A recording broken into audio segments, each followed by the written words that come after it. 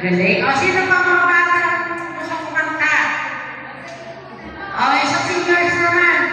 Kakanta. Sir, halika. O, tayo lahat kakanta.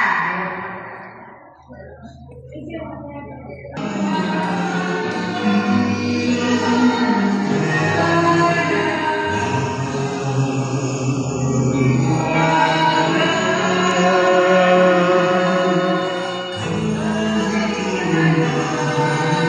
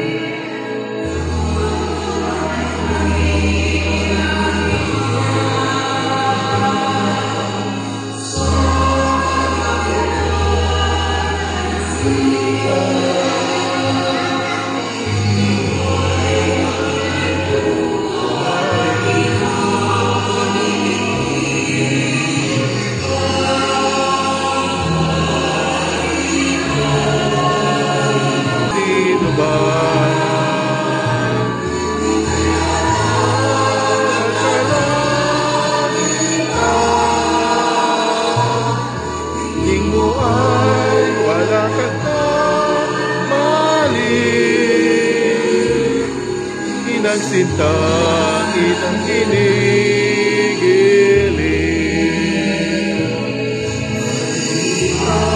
sa puso niluman kalot ng kalangita buhay palatag mamaliw sinta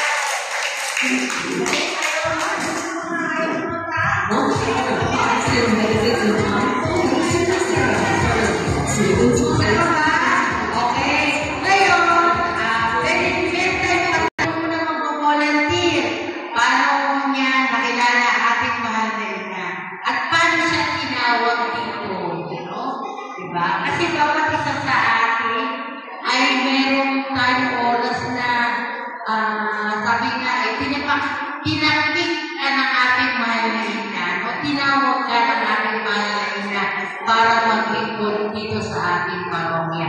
O, sino yung ano? Sino yung matapang? Na magsishare? O, pasisir.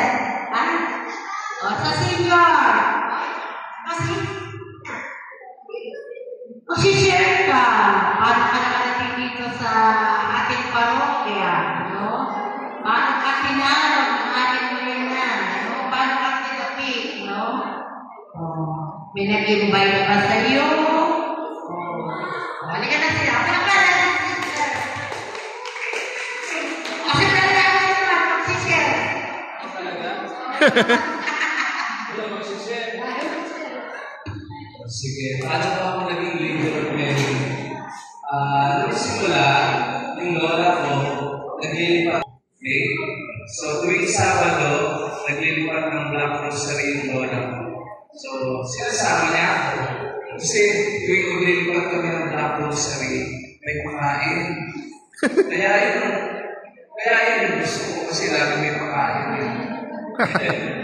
Pero pala nung magtagal na, natuto pala ako mag-rosary. Hindi ko alam. No? Kakasama ko sa Black Rosary, hanggang nag-serve na rin ako sa simbahan, naging sakristan ako, naging choir.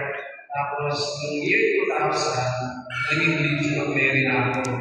Yung presidium namin, puro kami lalaki, all boys. Kaya lang yung mga kasama ng mga boys, nag-asawa na, nag-ibang-bansa na, tapos wala na. Si Brother Krishna na lang yung natira kong kasama. So, hanggang ngayon, nasa Legion of Mary pa rin ako. Kasi kapag namay Mama Mary, palaging may grasya, hindi nawawalan. Wala nang ganun maraming pera si Brother Atoy, pero hindi kinakapos, hindi nangungutang, salamat sa Diyos, walang utang. Ang utang ko lang yung pambayad ko sa bill ng Meralco, ng tubig, ng cellphone. So, ayan yung lagi kong binabayaran. Yun. So, ipagpatuloy nila ang magiging Legion of Mary kasi napakaraming biyaya na ibinibigay ang ating mahal na ina. Lumapit lang tayo sa Kanya. Okay? So, isang bagay na pinagpapasalamat ko sa Diyos hanggang ngayon, hindi pa kami pinapaalis sa tinitira namin. Kasi nung birthday ni Mama Mary, nung pinaalis kami sa tinitira namin, umiiyak yung nanay ko. Siyempre, sino ba magagawa pag nakita mo ang nanay mo umiiyak? No? So, nung nakita ko umiiyak ang nanay ko, sabi ko sa nanay ko, Nay, magsimba tayo birthday ni Mama Mary. Kaya nung nagsimba kami, imbis na si Mama Mary yung makatanggap ng regalo, sino ang nakatanggap ng regalo? Kami, kasi pinayagan kami magtayo ng kahit maliit na bahay dun sa lupa na yun. So thank you, Mama Mary, sa blessing mo and happy birthday. Amen.